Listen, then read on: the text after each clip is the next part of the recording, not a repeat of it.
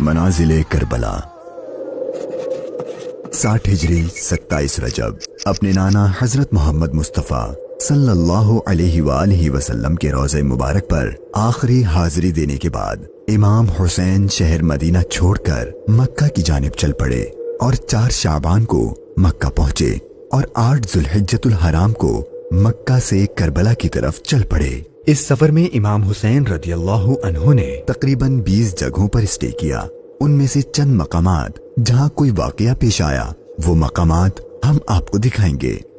پہلی ڈیسٹینیشن بستان ابن عامر کراس کرنے کے بعد جب امام حسین رضی اللہ عنہ دوسری منزل صفاح پر پہنچے تو وہاں آپ کی ملاقات عربی کے ایک مشہور شاعر فرزدق سے ہوئی جو بائی چانس کوفہ سے ہی آ رہا تھا۔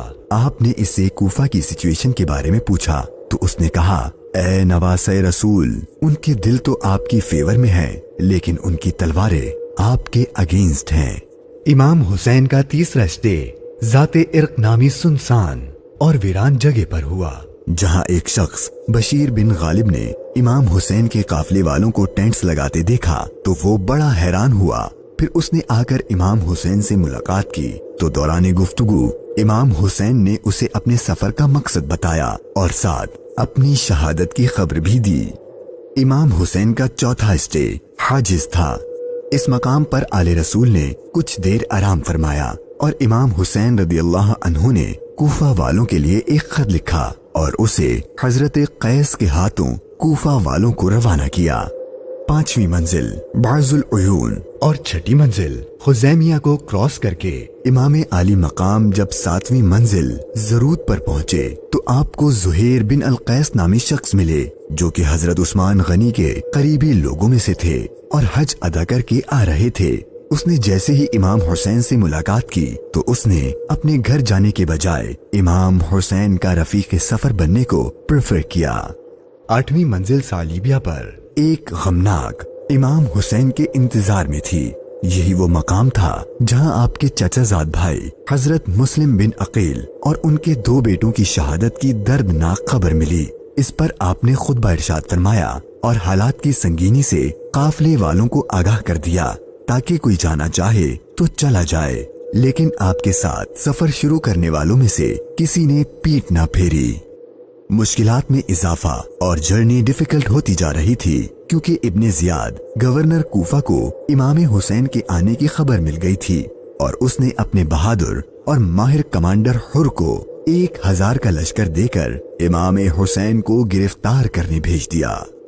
امام حسین زحالہ، بطن عقبہ اور شراف سے گزرنے کے بعد جب 12ویں منزل سرات پہنچے تو آپ کا سامنا حر اور اس کے 1000 کے لشکر سے ہوا۔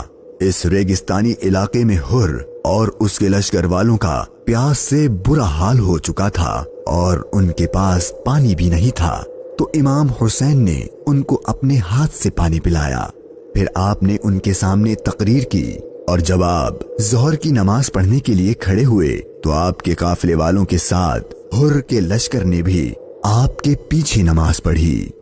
13ویں منزل قادسیہ، یہ ہے ٹرننگ پوائنٹ۔ امام حسین رضی اللہ عنہ کو جانا تو کوفہ تھا لیکن آپ نے راستہ تبدیل کر دیا اور آپ کربلا کی طرف چلنا شروع ہو گئے۔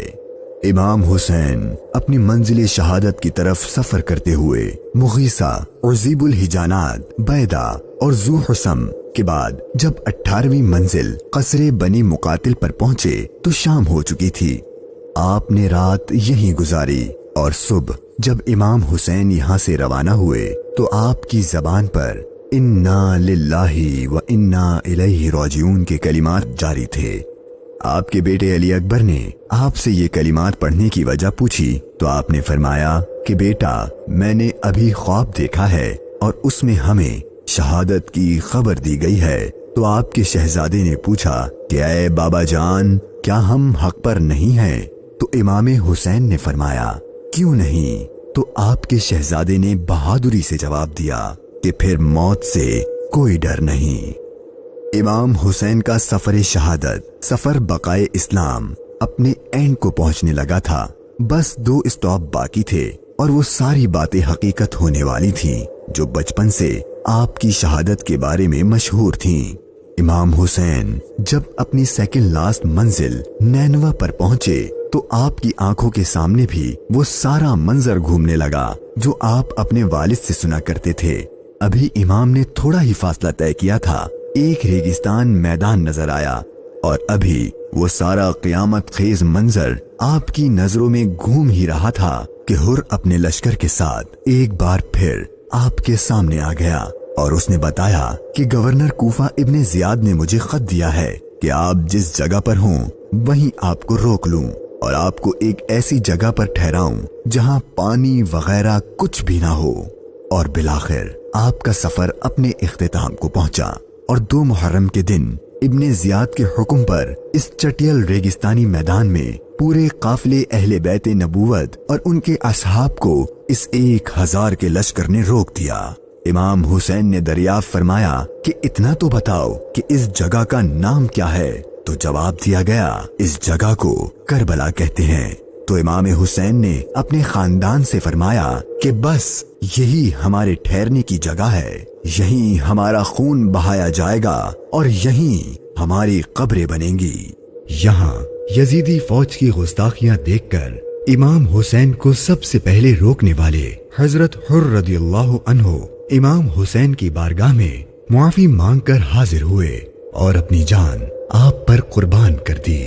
یہی کربلا کا میدان آپ کے طویل سفر کی 20ویں اور آخری منزل تھی، اور 8 دن بعد اہل بیت اطہار پر ظلم و ستم کر کے آپ پر اور اہل بیت پاک پر پانی بند کر کے آپ کے ساتھیوں کو بھوک اور پیاس کی حالت میں شہید کر دیا گیا۔